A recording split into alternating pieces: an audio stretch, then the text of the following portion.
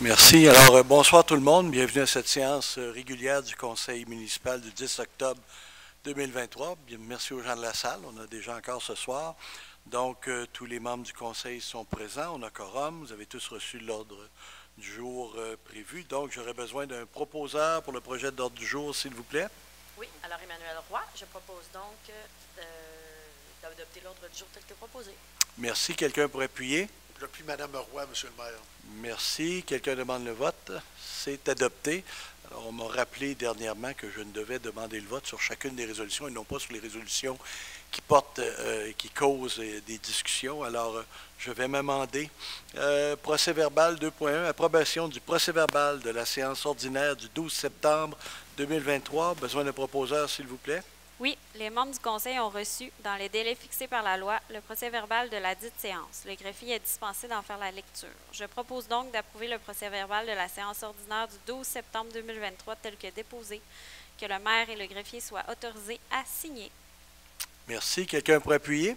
J'appuie la proposition de Mme Roy, Monsieur le maire. Merci. Quelqu'un demande le vote? C'est adopté à l'unanimité. 3.1, liste de la correspondance du mois de septembre 2023. Monsieur le directeur général. Alors, je vous dépose pour lecture la liste de la correspondance du mois de septembre et je vous invite à la consulter. Merci. 4.1, dépôt du rapport budgétaire au 30 septembre 2023. Monsieur le directeur général. Alors, il me fait plaisir de vous déposer le rapport budgétaire au 30 septembre et je vous invite aussi à le lire. Merci. 4.2, adoption des comptes à payer au 30 septembre 2023. Monsieur le directeur général. Alors, je vous dépose pour approbation la liste des comptes à payer au 30 septembre 2023 qui totalise 988 755,49 $. Merci. Besoin d'un proposeur, s'il vous plaît. Oui. Alors, Emmanuel Roy, je propose d'adopter la liste des comptes à payer au 30 septembre 2023, totalisant une somme de 988 755,49 $, laquelle est annexée à la présente résolution pour en faire partie intégrante et valoir comme s'il était ici tout au long reproduit. Merci. Quelqu'un pour appuyer? Oui, Mike Tuppert appuie la proposition de Mme Roy. Merci. Quelqu'un demande le vote? C'est adopté à l'unanimité. 5.1, affaires courantes, acceptation des demandes de permis déposées en vertu des règlements relatifs au PIA. Besoin de proposeur, s'il vous plaît. Oui, attendu que les demandes de permis assujetties au règlement relatif au plan d'implantation et d'intégration architecturale ont été analysées lors de la rencontre du comité consultatif d'urbanisme le 28 septembre 2023. Attendu le tableau synthèse déposé en date du même jour et annexé au présent procès-verbal, je propose donc que le conseil municipal fasse sienne les recommandations et conditions du CCU apparaissant au tableau en vertu du règlement relatif au PIA, que l'inspectrice en bâtiment et en environnement soit autorisée à émettre les permis conformément à la réglementation d'urbanisme, que cette acceptation ne porte que sur les demandes assujetties au PIA et n'autorise en aucun temps toute dérogation à la réglementation d'urbanisme. Merci. Quelqu'un pour appuyer? Oui, Manon Huard, j'appuie cette proposition, Monsieur le maire. Merci. Quelqu'un demande le vote? C'est adopté à l'unanimité. 5.2, avis de motion, règlement 12430-2023, modifiant le règlement 11170-2016, qui modifie le règlement 10130-2009, décrétant l'imposition d'une taxe aux fins du financement des centres d'urgence 911. Besoin de quelqu'un pour déposer l'avis de motion? Oui, je, Manon Huard, donne avis de motion de l'adoption lors d'une séance ultérieure du règlement numéro 12430-2023, modifiant le règlement 11170-2016, qui modifiait le règlement 10130-2009, décrétant l'imposition d'une taxe aux fins du financement des centres d'urgence 911. Merci. Alors, à la prochaine séance, on va adopter le projet de règlement. Peut-être juste pour expliquer, il y a une modification tarifaire au 911 qui est perçue sur vos comptes de téléphone. Et comme le mandat de la gestion des centres d'appel appartient aux villes, les villes ont donc la permission du gouvernement provincial de le décréter, des augmentations par règlement, augmentation qui est perçue puis qui se fait aussi dans le cadre de la loi fédérale sur les communications. Donc, ça implique tous les niveaux de gouvernement. On adopte la résolution, mais on ne perçoit pas vraiment l'argent. C'est directement du compte et ça s'en va directement au central 911.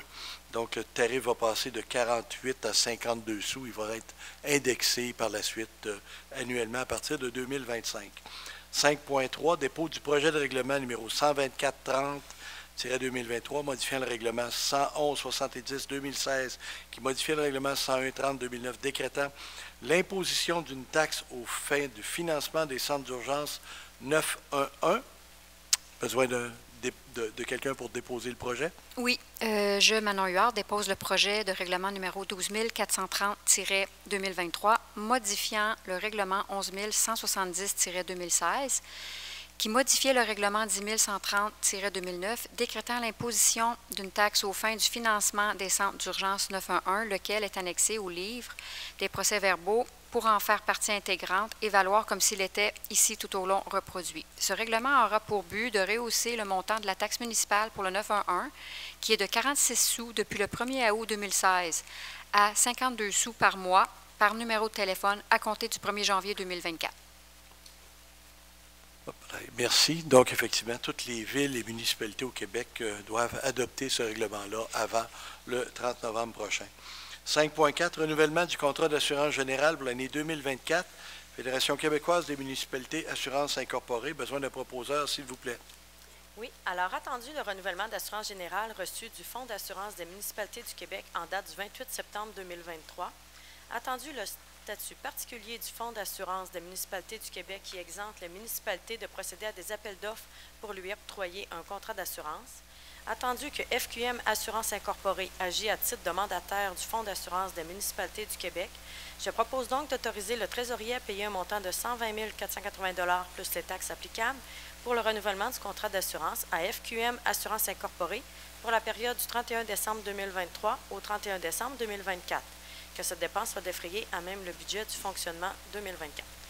Merci. Quelqu'un pour appuyer? J'appuie la proposition, M. le maire. Merci. Quelqu'un demande le vote? C'est adopté à l'unanimité. 5.5, embauche d'un secrétaire réceptionniste. Besoin d'un proposeur, s'il vous plaît. Oui, attendu la vacance au poste de secrétaire réceptionniste, attendu les besoins organisationnels de la Ville, attendu les recommandations du comité de sélection, je propose donc de procéder à l'embauche de M. Alexandre Bélanger à titre de secrétaire réceptionniste à compter du 23 octobre 2023. Le salaire est fixé à l'échelon 7 de cette catégorie d'emploi. La période de probation est d'une durée de 6 mois, telle que prévue à l'entente des employés col blanc. Merci. Quelqu'un pour appuyer? J'appuie cette proposition, M. le maire. Merci. Quelqu'un demande le vote? C'est adopté à l'unanimité. Alors, c'était le remplacement d'une personne qui a quitté. Donc, on a remplacé. Le processus a permis d'avoir quelqu'un qui a des aptitudes particulières en technique documentaire. Donc, il va nous aider également dans tout le système de classement. Donc, il va s'intégrer avec le système de secrétariat qu'on a pour couvrir et les travaux publics et la réception de l'hôtel de ville. On est rendu à la partie 6, partie informative. Donc, effectivement, l'entre-guillemets, la prochaine édition de l'entre-guillemets apparaîtra le 1er novembre prochain. Le rôle d'évaluation, le nouveau rôle d'évaluation est disponible depuis le 12 septembre dernier sur le site Internet de la Ville ainsi qu'à l'Hôtel de Ville. Donc, vous pouvez aller voir votre nouvelle valeur qui va être effective sur le compte de taxe de janvier 2024. Il y a un processus également, si jamais vous voulez contester la valeur, vous aviez déjà reçu l'avis par la poste. Fête de l'Halloween, les citoyens sont invités à consulter le journal l'entre-guillemets pour connaître les activités qui se tiendront au Centre communautaire des Jardins, ici même, dans le cadre des fêtes d'Halloween, dimanche, le 29 novembre prochain. Je vais répondre à M. Noël à la fin. Je vais y aller avec quelques activités du mois.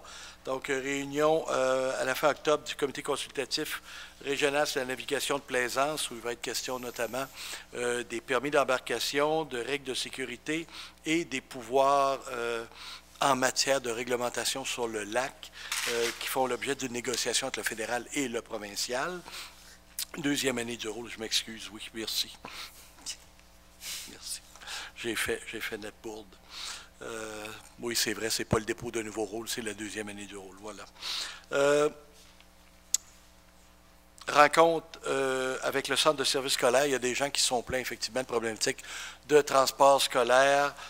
On a soulevé le problème avec le centre de services scolaires et on va rencontrer dans la prochaine semaine les responsables du transport scolaire et de la direction générale pour exprimer notre problématique, notamment le fait qu'on ait des jeunes de la région qui s'inscrivent directement dans une autre école que l'école Sainte-Catherine pour suivre le programme en anglais tout leur secondaire, parce que s'ils commencent ici en secondaire 1 et 2, ils ne peuvent pas le terminer parce qu'à partir de 3, 4, 5, les places sont déjà allouées à la camaradière, c'est ça, sont déjà allouées à ceux qui ont fait secondaire 1 et 2 là. Donc, on vient priver les jeunes de la région d'une progression normale. Donc, on n'est pas traité équitablement dans ce contexte-là. Je mentionnais tout à l'heure qu'il y a eu une grande conférence de presse avec Conservation de la Nature Canada la semaine dernière pour annoncer la mise en réserve du territoire de la tourbière de la Jacques-Cartier qui touche à la fois Shannon, Sainte-Catherine et Fossambeau. Donc, ça va être vraiment un milieu conservé de façon naturelle. C'est l'équivalent de 90 terrains de football. Donc, passe le nombre, je n'ai pas noté le nombre de mètres carrés exacts et d'hectares. Donc, ça vient rappeler toute l'importance de ces milieux humides-là pour protéger le lac et les bassins versants. J'ai eu l'occasion, comme il y avait le ministre de l'Environnement, M. Charette, de lui mentionner notamment qu'on veut bien protéger le lac, mais que le régime fiscal nous incite beaucoup à du développement, donc qu'il devrait retravailler avec le ministre des Affaires municipales à ce sujet. Et M. Duclos nous a parlé qu'effectivement, les négociations allaient bon train avec fédéral-provincial pour le rapatriement des pouvoirs sur la navigation de plaisance. Alors, il y avait comme une belle journée ensoleillée cette journée-là. On a contacté également le MTQ concernant les travaux avec le pont de Sainte-Catherine qui occasionne énormément de problématiques de circulation. On a identifié quelques scénarios avec eux. On attend un retour. C'est sûr que je pense qu'il va falloir aussi convaincre les gens des autres secteurs d'éviter la 367 pour traverser le pont pour se rendre au boulevard Charest. Mais l'autre partie de la solution réside également une meilleure synchronisation entre les signaleurs au bas du pont et le feu de circulation au coin de la route du Chêné et de la route Fossambeau, parce que c'est vraiment là que ça s'est accumulé. Ça s'est résorbé un peu dans les derniers jours, mais disons qu'il y a une problématique qu'on a soulevée. À la dernière séance, on avait un citoyen, M. Noël, qui était venu exprimer et demander de réviser la décision concernant la clôture qui entoure le domaine Fossambeau. Les membres du conseil ont analysé le dossier et malgré bien des éléments dans l'argument de M. Noël qui sont fort pertinents, on mentionne encore une fois que la meilleure décision est la plus environnementale et celle que nous avons gardée, c'est-à-dire on ne détruit pas quelque chose qui vient d'être installé, mais on vient le corriger de façon environnementale par la position de vignes de grimpantes et de s'assurer que ça devienne un mur végétalisé le plus rapidement possible et c'est aligné sur notre vision de développement durable. Enfin, un petit dernier mot pour mentionner que le 11 octobre, demain, c'est la fête de membres du Conseil. Donc, on va souhaiter bonne fête à M. Marcel Gaumont du district 6, domaine de la Rivière-au-Pin, qui a l'âge de son cœur. Alors, on ne mentionnera pas l'âge, donc bonne fête, Marcel, et merci de ta contribution au Conseil. Maintenant, on serait rendu à la période de questions. Je vous invite à vous présenter au micro, vous nommer.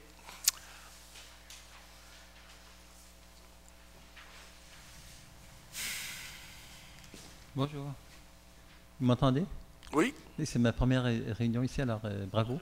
Moi, je viens au sujet de l'avis de démolition de mon voisin sur la route Fossambeau, 6123. Je viens de comprendre que c'était approuvé, l'avis de démolition, par le 5.1. Parce que j'ai reçu un avis disant que aujourd'hui, ce serait approuvé ou non. Donc, c'est approuvé. Oui. C'est ça. Moi, je veux savoir, est-ce qu'on a des détails là-dessus? Parce qu'on a juste... pardon, oui. 5.1, avis de démolition, on n'avait pas... C'est un PIA qu'on avait... Acceptation des demandes de permis déposées en vertu des règlements relatifs. Au PIA. Ça, c'est uniquement les plans d'intégration et architecturales. Bon, ben, moi, j'ai un avis public ici que j'ai reçu de la Ville. Ça dit que la décision du comité sera rendue lors de la séance du conseil municipal le 10 octobre 2023 à 19h au centre communautaire de Jardin, c'est ici? Oui. Alors, la décision, est-ce qu'elle est rendue ou quoi? Non, elle n'a pas été rendue. C'est qu'il devait y avoir une rencontre jeudi du comité de démolition. Okay. Et il n'y avait pas suffisamment il n'y avait pas de quorum, quelque chose comme ça, donc la réunion a été reportée. C'est pour ça que vous ne l'avez pas à l'ordre du jour ce soir. OK, parfait. Okay, c'est sûr que peut-être qu'il aurait pu refaire un avis public, dire que la décision serait reportée. Moi, je veux juste avoir plus de détails. Comme je suis juste le voisin d'en face, J'aimerais savoir des détails. Est-ce qu'ils vont juste raser la building pour en faire un autre, c'est ça? Ils vont raser la bâtisse pour en faire un autre? Ou? Oui, habituellement, pour les permis de démolition, à moins que ce soit pour un remembrement de terrain, là, je ne connais pas le dossier particulier, mais habituellement, pour avoir le permis de démolition, il faut déjà qu'ils aient présenté une esquisse de ce que pourrait avoir l'air la prochaine construction. Bon, ben, je ne m'inquiète pas, mais je veux juste avoir des détails tant qu'à faire, puis venir voir notre excellent conseil. Alors, je vous remercie beaucoup. Merci. Ah, excusez, monsieur, juste mentionné, vous n'avez pas mentionné votre nom. Parce que... C'est François Brunel, 6120. Parfait. Route de Fossambeau. François Brunel, merci. Merci. D'autres questions?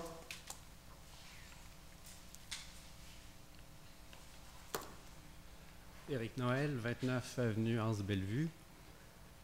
Écoutez, vous m'avez répondu, mais je constate que vous avez lu mon dossier. J'imagine que chacun d'entre vous, vous avez lu le dossier, oui ou non? OK. Oui. Et là, ce qu'on dit, en fait, vous dites deux choses aux citoyens. D'abord, il y a des citoyens qui ont plus d'importance que d'autres, visiblement, parce qu'il y a des gens qui ont réussi à construire quelque chose qui est inacceptable selon nos propres règlements. Donc, je sais que sur ma rue, il y a juste 10 électeurs, puis du côté du domaine de Fossambeau, il y en a 25 électeurs. Mais c'est ça que vous dites. Puis deuxièmement, vous dites que le vocabulaire de notre règlement de zonage est élastique. Il est élastique parce que quand c'est écrit, par exemple, vous remplacez une clôture par le matériel existant, mais ce que vous dites, le matériel existant, quand c'est en bois, c'est peut-être pas juste en bois, ça peut être bois et métal. Puis quand c'est écrit faire une clôture en matériel uniforme, bien là, uniforme, c'est peut-être bois et métal, on n'est pas certain. Alors, ça justifie pourquoi il y a si peu de personnes qui s'intéressent à la politique municipale. Quand on est confronté à ce genre de situation-là, on fait, voyons, c'est le désarroi, parce que, bon, ultimement, ce que vous venez de dire dans votre décision, c'est deux cascades. La première cascade, elle est juridique, à savoir que là, maintenant, vous dites aux citoyens qui sont au pourtour du domaine, bien, poursuivez le domaine si vous n'êtes pas content, puis le domaine va dire, bien, moi, je veux poursuivre la ville, fait que ça va faire 60 90 000 de frais d'avocat, hein, si on prenait cette affaire-là. La deuxième cascade, c'en est une qui est réputationnelle et électorale pour vous. Parce qu'aujourd'hui, on est peut-être juste une quarantaine de citoyens à avoir vu ce cas de mauvaise gouvernance dans lequel vous n'avez pas appliqué les pouvoirs pour lesquels on vous a élu, mais on sera bientôt 100, 200, 500 personnes à avoir compris ce qui s'est passé ici. Alors, je suis vraiment déçu. J'ai honte de mon comité. Et quand j'ai commencé ma carrière, j'ai eu la chance d'avoir un lunch avec Robert Bourassa quand j'avais 18 ans. Et M. Bourassa m'avait dit une phrase que je me rappelle encore aujourd'hui très bien, c'est qu'en politique, il ne faut pas tant choisir ses batailles qu'il faut mieux choisir ses ennemis. Et je pense que vous n'êtes fait aucun ami dans ce dossier-là. M. Doyle, je vais vous rappeler qu'on n'a pas pris une décision en fonction du nombre de votes. Je vous rappelle que vous aviez des arguments que nous trouvions intéressants. On a pris une décision qui est non seulement la plus économique, mais la plus environnementale possible. On ne détruit pas quelque chose qui a pu être fait par erreur. Possible. Je vous le dis, on n'a même pas contesté l'argument qu'on a fait. On a pris une décision en disant comment on peut récupérer une erreur puis la rendre la plus digeste environnementalement possible. Ce n'est pas une question de vote. Là. Moi, je vais vous dire, là, je ne suis pas assis ici sur 20 ans. Là, hein, mon avenir est pas mal plus en arrière que par en avant. Puis je pense que les gens ici, il n'y a personne qui a pris le compte en disant ils sont 4, ils sont 5, ils sont 6, ils sont 2. Il aurait été 1000. Ce n'est pas ça la décision. On a pris une décision en disant écoutez, effectivement, dans les faits, dans un monde idéal, cette clôture-là aurait été belle, esthétique et parfaite du premier coup. Ça n'a pas été le cas. Maintenant, je fais quoi? Je prends des énergies, je prends de l'action qui a été faite, je prends du fer, je prends tout ça et je l'enlève pour mettre une clôture de bois alors que la décision qui a été prise, suite aux consultations qu'on a faites, suite à l'information, les gens nous ont dit on veut de la verdure, on veut un monde plus durable pour Fossambeau et c'est la décision qu'on a prise. Et on pense que même mieux que ça, si c'était à refaire, puis que j'avais à refaire le règlement et qu'on avait à reproposer un règlement à la grandeur du territoire, on ne permettrait même plus de clôture, on permettrait juste des haies, juste de la verdure, juste du végétal. On devrait être rendu là. C'est vers là qu'il faut tendre. Alors, je ne vous dis pas que votre fondement, l'analyse, que vous avez fait une analyse très pointue du règlement. C'est correct.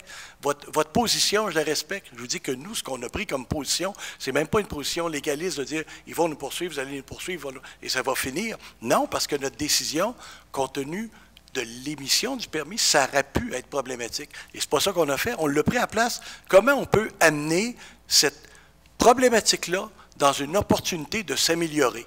Alors, nous, on pense que c'est une possibilité de s'améliorer, d'avoir de la verdure sur cette clôture-là. On peut ne pas être d'accord, on va se donner du temps. Moi, je pense que ça peut juste être meilleur dans le temps et dans l'avenir. Ça va sûrement être meilleur une clôture végétale que juste une clôture de bois. Ça va sûrement être beaucoup, beaucoup meilleur qu'une clôture frost. Je suis d'accord avec vous. D'autres questions? Quelqu'un proposer la clôture?